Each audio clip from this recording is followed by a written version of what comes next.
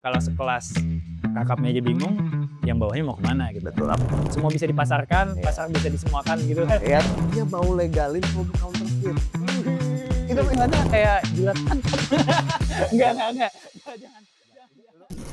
Halo teman-teman semua yang kemarin abis party gara-gara serok bawah. Hari ini kita bakal lanjutin sesi kita yang kemarin, ngomongin Trump tariffs. Oke. Gua Kim. Gue Jack.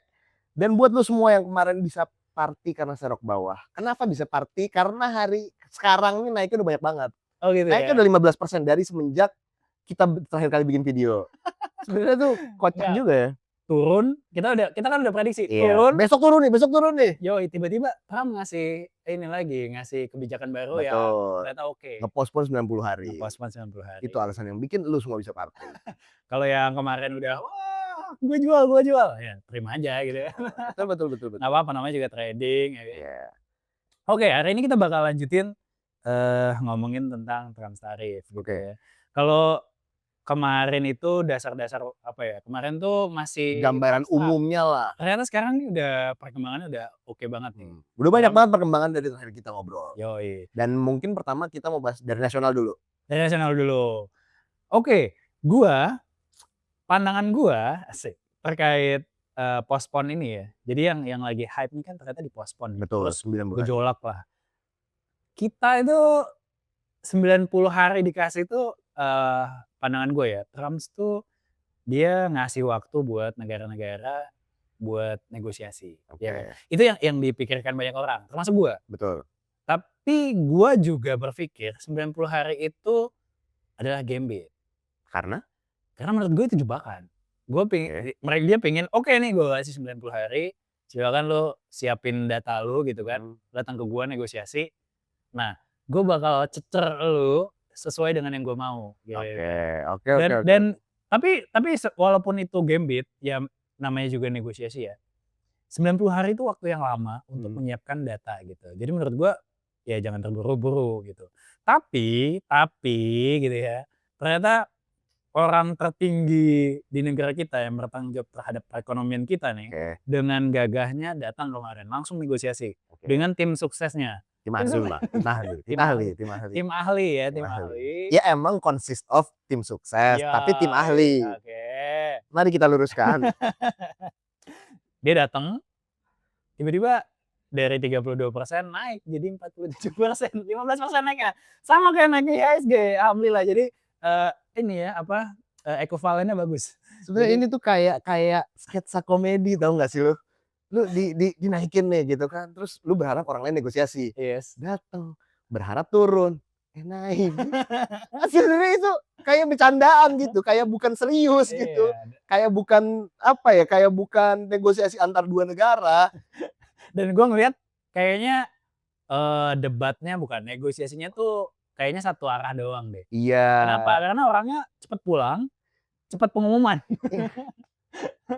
Sebenarnya itu yang gue sayangkan ya. Menurut gue nih ya, menurut gue itu yang bisa sangat disayangkan. Karena gini loh, Trump ngasih 90 hari. Yang tadi lu bilang itu gambit. Dan harusnya tuh negara-negara yang terdampak ini gitu ya, terutama Indonesia, itu harusnya menggunakan 90 hari ini dengan baik. Ya maksud gue gini, gue emang di video pertama meng-encourage untuk pemerintah cepat-cepat respon, cepat-cepat datengin negosiasi. Oke. Tapi negosiasi bukan negosiasi yang selesai dalam berapa hari gitu. Negosiasi yang panjang, yang lama gitu sampai terjadi keputusan, bukan yang tadi kayak lu bilang hari ini datang malamnya besok udah bikin pengumuman naik gitu.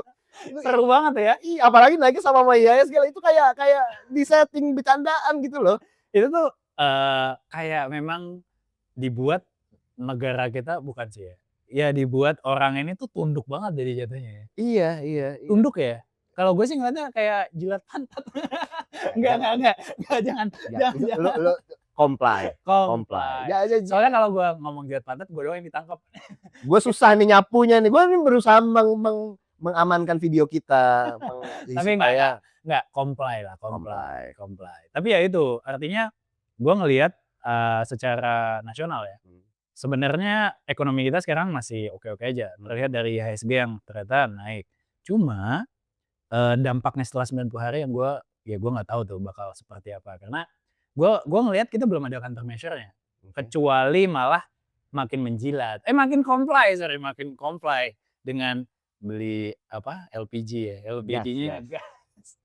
gas Jadi gini, heeh, Perbatimnya tuh kira-kira impor heeh, barang-barang yang tidak dapat diproduksi dalam negeri. oke. Itu instead of ke negara lain, ke Amerika lah, gitu. Padahal bisa diproduksi dalam negeri. Ya bisa, cuman kan mau Salah, jadi comply, gini, cuma kan mau enggak, comply. gua koreksi nih, Jack. Jadi kita yang sebelumnya swasembada, jadi nggak swasembada. Cuman kan katanya tidak bisa. Oh, Jadi ya sebenarnya udahlah. ini gua mau coba sugar coating tapi susah banget Ya emang. susah, makanya jangan terlalu diserang aja. Ya agak dihindari sedikit lah Iya, bahasan ini susah gitu memang ini kan. karena emang, gitu ya. Tapi gini, eee, gua ngelihat, apa namanya, sebenarnya kita memang nggak punya bargaining position yang tinggi sebenarnya. Betul. Nah, ya gua ngelihat sebenarnya, kitanya udah nggak punya bargaining position, kitanya juga nggak nyiapin strategi.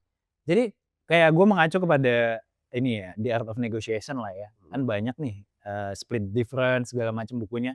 Itu kan syarat-syaratnya sesimpel sebenarnya pertama lo harus tahu substansinya, apa sih yang diinginin musuh lu gitu. Ini Betul. menurut gua nggak ada, dia, gitu, Dia nggak kosong bukan kosong.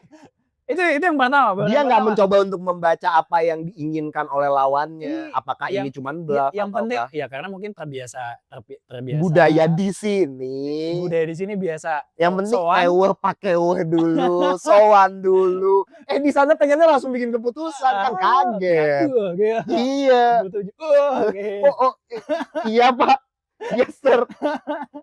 Nah, itu pertama, itu baru Heeh. parameter pertama nih. Yang kedua, ya lu harus bikin fair fair rules-nya gitu kan. Iya. Standarnya gimana, ini juga kayaknya nggak dipakai. Jadi, ya gue lihat sebenarnya solusi yang dijalankan kita malah beli gas dari mereka dan mungkin kita perlu invest di negara mereka bahkan ya, Iya. itu menurut gue malah jadi lebih buruk daripada, solusi-solusi yang disampaikan oleh Pak Presiden. Kan Mmm. sebelumnya tuh ada 3 tuh, salah Iya. satunya ya MBG misalkan. Mhm. Itu menurut gue solusinya udah tepat, walaupun metodenya belum tepat. Betul. Jadi kita pisahin nih, solusinya tepat, metodenya Belum belum tepat. tepat. Nah kalau sekarang, ini udah solusinya nggak tepat, metodenya tepat. Jadi gue sendiri gregetan untuk, "Wah ini gimana cara sugar coating yang gue ngomong ke Ya temen udah gue ya?" nggak Gitu. usah di-sugarcoat emang. Itu baru 2 parameter, yang 4 lainnya tuh kayaknya nggak usah diomongin karena nggak ada semua. Satu aja substansinya nggak dapet gitu. Cuma gini Kim, mungkin menurut gua punya opini sedikit berbeda sama lu. Mungkin Oke, Indonesia gimana tuh tuh? bukannya nggak punya bargaining position. Oke. Gini loh, menurut gua dalam setiap tadi kan lu bilang art of the negotiation, Donald Trump punya buku Art of the Deal. Yoi. Maksud gua dalam sebuah Itu negosiasi aja dia dalam nggak dibaca sama dia. pasti nggak dibaca, udah pastilah nggak dibaca. Ini buku musuh lu, lawan negosiasi lu bikin buku aja kan sebenarnya kan lu bisa tahu lah kira-kira kerangka berpikir dia gimana kan. Yes. Ya gua nggak tahu dia baca apa enggak ya, cuman most likely enggak. Gini, Sibuk, soalnya sibuk. karena maksud gue Indonesia tuh harusnya pasti punya lah leverage, pasti punya lah Betul. bargaining point. Ya gua nggak tahu itu apa, karena gua bukan orang pemerintahan. Cuman gua rasa harusnya kalau orang tertinggi yang bertanggung Sebenarnya jawab Anda tahu nggak, Pak? harusnya punya apa. Bonus demografi. Itu juga sebenarnya iya loh. Iya, itu Pasar yang leverage besar, coy, pasar yang pasar yang besar. besar, pasar yang besar. Ya lo kalau nggak mau nurut, ini gue punya bonus demografi. Iya, lu nggak lu macam-macam lu nggak bisa jualan sama gua loh. YouTuber lu aja ini loh, apa, Iya. lirik lagu gua lo, lagu Indo gua lo jadiin lagu Inggris, banyak Iya. penontonnya. Bener.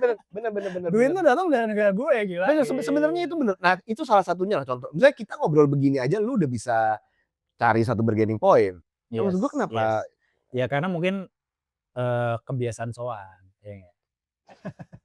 Tapi ada lagi nggak menurut lu dampaknya secara nasional nih dengan, malah perubahan tarif dari 32 menjadi 47%, terus tapi masih dipospon sih ya, masih masih mhm. belum jalan lah, apa namanya, argonya belum jalan nih. Nah, tapi, menurut lu nih ketika argonya jalan, terus kita masih belum punya strategi yang komprehensif, itu gimana tuh dampaknya ke nasional? Kalau udah jalan gitu ya, tapi kita masih Yes. nggak jelas gitu. Ya, tuh kan. Langsung Nggak. ini nggak ada sugar coating-nya nih konten kita hari ini. Kemarin kita habis bahas judul. Oh, iya. Ya, tuh kan. Oke. Nggak rungkat lah. Karena sebenarnya gini, kalau kita ngomong begitu ya, kalau misalnya emang bener nih tarif 47% kita, ya sebenarnya paling gampang ya, kita pivot ya kita lebih banyak dagang sama Cina aja. Iya sih. Maksud gue gini loh, Cina kan udah banyak sama kita gitu ya, kayak perusahaan nikel terbesar di dunia aja kan di di Indonesia kan, maksudnya operation base-nya kan. Ada satu lagi, BRICS. Kita tergabung di aliansi yang bernama BRICS. Ya ada Rusia, ada Cina, ya sebenarnya kan ya gitulah. Iya. Maksudnya kita ya udah jualan ke situ aja gitu. Makanya yang gue bingung tuh kok bisa kita lupa kalau kita anggota BRICS gitu. Sampai kita harus comply terhadap. Kalau itu menjilat nggak apa-apa, kata-katanya pas soalnya. Iya sih. Ya lu kan nggak ngomong tunduk kecuali kalau itu lain lah ya. Nah artinya gini kan sebenarnya kita walaupun mungkin menurut gua momen kita masuk BRICS sama pemilihan Trump tuh terlalu mepet. Setuju. Jadi kayak terburu-buru. Kayak ngelendek sebenarnya jatuhnya jadinya. Iya. Iya nggak sih coba lu gue sih kalau jadi Trump malah terhina sih. Udah kayak gitu kita nggak punya. Tadinya gue pikir oke, kita masuk BRICS, kita punya strategi ekonomi baru. Tapi enggak cuy, ternyata enggak, brandingnya ya, dilosin aja gitu. Gue masuk ini, gue masuk ini. Iya kayak gitu aja gitu. Kayak orang bingung jatuhnya, tau gak sih lu? Seru banget ini. Gue tuh sampai menganalisa konsep perekonomian kita di ranah internasional. Ini mau kemana sih? Ya, kayak orang bingung, tau gak sih lo? Ini apa kita gambit nih? Kita gambit nih, ternyata enggak gitu. Emang ngalur ngidul aja. Gambitnya tuh bukan kayak kalau Trump tuh kan gambit yang dia berpikir ini begini. Ini enggak, gambit yang tercipta secara tidak sengaja, tau gak sih lo? Ya lu tuh sebenarnya niatnya berkonsep, tapi akhirnya malah gambit gitu. Iya sih.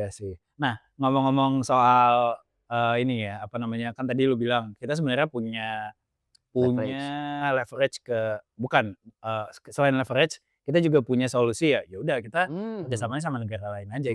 Nah, sebenarnya kan dampaknya dari Trump terus ini global sebenarnya. Betul. Ya, gua bisa ngelihat bahkan sebenarnya bisa jadi krisis moneter dunia nih gara-gara satu negara nih.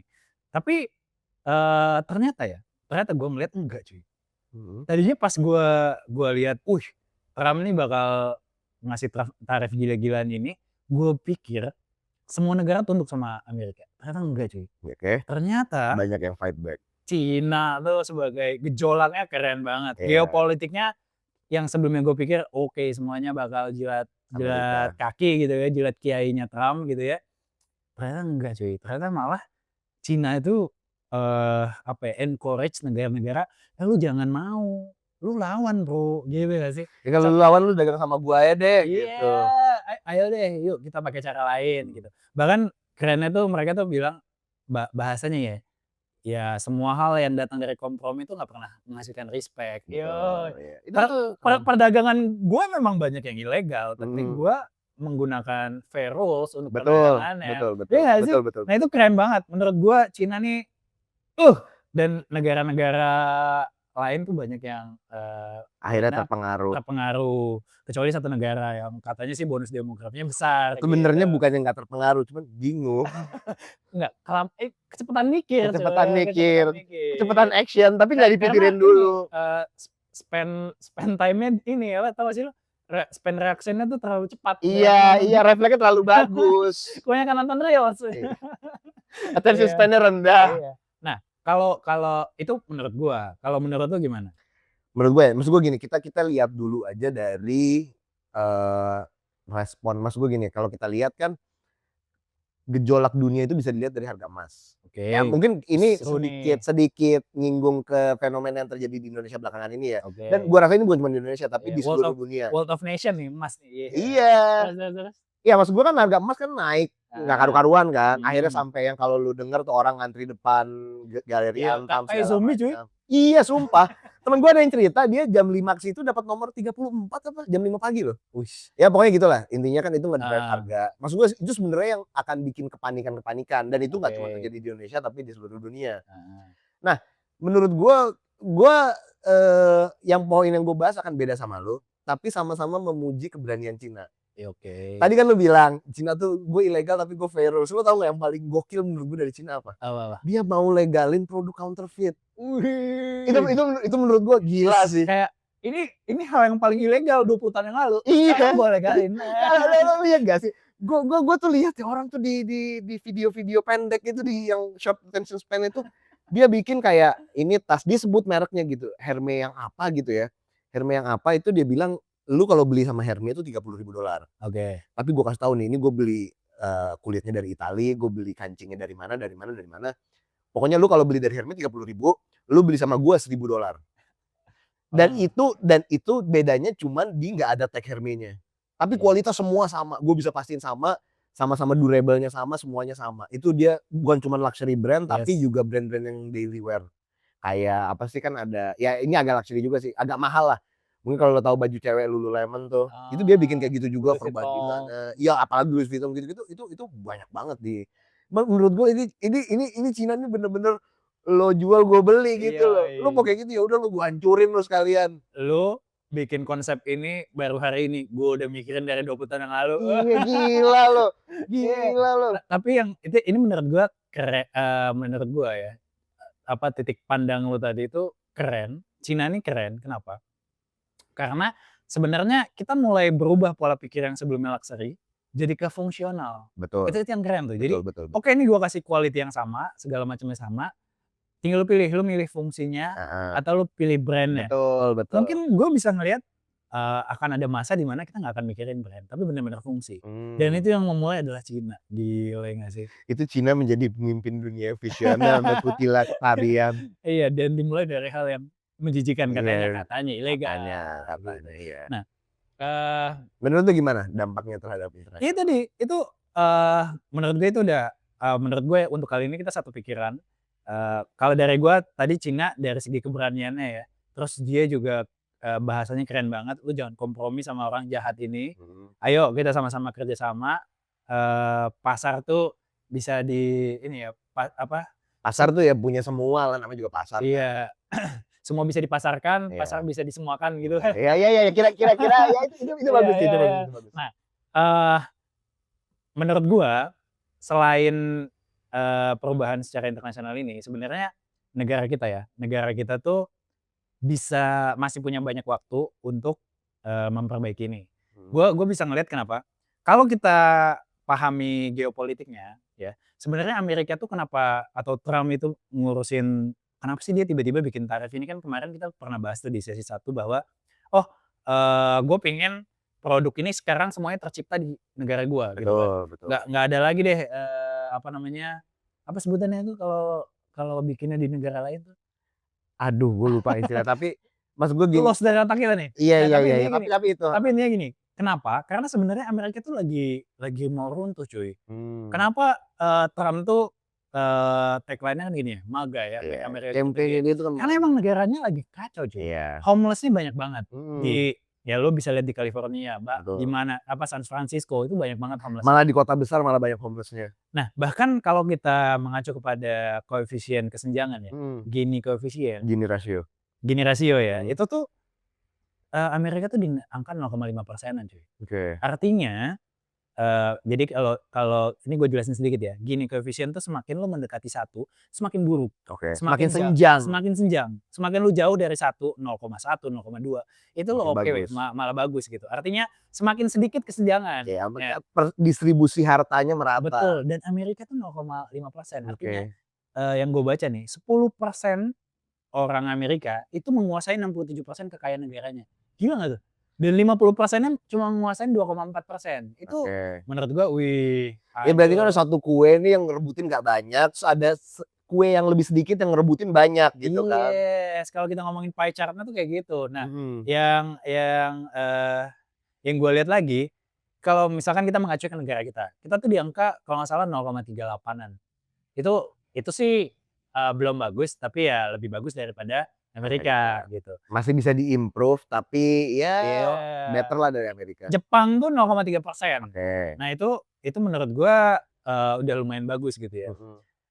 Makanya Jepang tuh udah mulai banyak homeless-nya juga sebenarnya. Kalau lu tahu ceritanya gitu ya. Nah, kalau kita mengacu hal ini, sebenarnya Indonesia tuh ya tadi lu bilang lu punya leverage, kita punya kekuatan internasional, kita masuk BRICS gitu ya. Terus kita ngelihat teman main kita nih, teman baru main kita si Cina itu, ini gue ketua geng baru nih, kitanya malah ke ketua geng lama, ngapain gitu. Nah, sebenarnya masih banyak caranya buat ngatur strategi itu. Itu sebenarnya kelihatan dari lo tau foreign trade barriers yang kemarin dikeluarin sama Amerika tuh. Pas Bapak Menteri kita tadi orang tertinggi yang ngurusin perekonomian Itu kita. kayak sebelum itu nggak lama itu keluar bahwa Menteri kita langsung sana. Reaktif banget. Enggak, salah coy. Dia kesana baru ditunjukin. Emang iya? Enggak lah. Iya. Emang iya? Makanya naik 47% karena bargaining nggak ada. Oke. Itu lucunya ya. Jadi di foreign trade barriers itu disebutin kayak Mangga 2, QRIS, anjir receh banget. Menurut gue ekonom negara adidaya kayak Amerika tuh nggak ngurusin mikro-mikro kayak gitu. Itu artinya emang ya tadi gue bilang gambit, emang negara kita tuh emang digambit. Dia udah tahu negara kita tuh emang nggak punya apa-apa buat bargain ke kita. Dan ternyata itu ditunjukkan oleh ya menteri kita sendiri. Bahkan menurut gue gini ya, mungkin gue mau ambil perspektif yang berbeda soal foreign trade barriers. Gimana tuh? Menurut gue dengan dia rilis foreign trade barriers dan yang dipermasalahkan hal-hal remeh-temeh kayak QR terus Mangga 2 gitu. Kalau QR menurut gue tuh dia iri aja kita bisa bikin satu sistem yang gratis gitu. Tapi menurut gue itu menggambarkan bahwa gue pikir ya jangan-jangan Trump ini bikin tarif ini cuma ngebluff. Maksud gue ngebluff dunia gitu. Bukan dia emang serius pengen naikin tarif gitu. Oke. Maksud gue dia tuh sebenarnya nggak pengen naikin tarif, cuma ngebluff aja. Lu bisa kasih apa dari sini? Ya berkaitan sama gambit yang lu bilang. Cuman menurut gue pada dasarnya dia tuh sebenarnya nggak pengen banget naikin tarif. Menurut lu ya? Menurut gua. Ya ini cuman spekulasi. Ya tadi gue bilang dia tuh sebenarnya nge-gambit sebenarnya. Betul-betul nge-gambit. Mau lihat nih musuh gua tuh bakal ngasih apa. Menurut gue ya, bahkan menurut gue nih, sebenarnya dia nggak perlu nyerang negara-negara kecil itu kayak bonus recehnya aja. Iya. Remah-remahnya lah. Dia tuh mau nyerang Cina aja. Betul. Dia mau ngajak Cina perang. Iya, ngajak Cina perang aja sebenarnya. Tapi kan sebenarnya kelihatan belakangan ini kayaknya kalah kan. Belakangan ini kayaknya. Ya tadi gue bilang ya sebenarnya menurut gue geopolitik tuh udah berubah sih. Jadi yang sebelumnya moralnya tuh kebanyakan ke Amerika sebagai the great nation, tapi ternyata udah nggak great banget, malah adanya the great China gitu kan. Ada bukunya tuh the great China, bukan ya? Ada. China number one. Nah, ada China number one ada. Ternyata yang sebelumnya the great America berubah jadi the China number one gitu kan. Nah, itu yang sebenarnya akan seru di bukan 90 hari ke depan ya, mungkin sekitar 60 hari ke depan ya. Dari sekarang mungkin kira-kira. Iya. Nah itu yang bakal seru lagi tuh kalau kita bahas pengaruhnya terhadap ekonomi. Karena gue bisa ngelihat geopolitik berubah. Dan itu bisa di-measure sebenarnya. Dari gimana pandangan negara-negara lain yang sekarang mau ikut Cina. Terus negara-negara Eropa juga nggak bisa apa-apa terhadap counterfeit-nya Cina. Iya. Ya udah, dan Amerika tuh gue ngeliat ya Trump gelagapan juga kok. Malah kemarin gue denger infonya dia malah tunduk tuh sedikit. Iya benar. Tapi ya namanya ini ya negosiasi ini, perekonomian ini pasti ada up and down-nya. Bahkan Cina pun sebenarnya ngasih beberapa sektor yang nggak dikasih tarif ya. Betul. Kalau nggak salah kan dia sekarang ngasih tarif ke Amerika 125%. Amerika ngasih ke Cina berapa? 145. Nah itu ada beberapa sektor ternyata yang nggak dikasih. Karena ya gue tahu sebenarnya walaupun atasnya lagi naik tinggi-tinggian ego, sebenarnya bawahnya mulai panik. Pasti itu nah, pasti. Yang kayak sundul bang sundul. Ya sih. Kecuali negara kita kayaknya negara saling kita sundul ya. Ya itu negara bingung gitu. Ya ada orang bingung. Gue sih harapannya teman-teman semua yang punya opini di luar sana mulai ya bisa ngasih opini-opini terkait ya ekonomi makro kita lah ya, biar negara kita tuh nggak bingung. Ya karena kalau sekelas kakapnya aja bingung, yang bawahnya mau kemana gitu. Betul, apalagi mau ke siapa kita percaya. Bener. Mungkin itu ya sekian dari kita ya. Ya mungkin dari kita itu aja, jangan lupa bahwa lo tuh bisa beropini. Dan tetap subscribe dan share ke teman-teman ya. Thank you. Oke.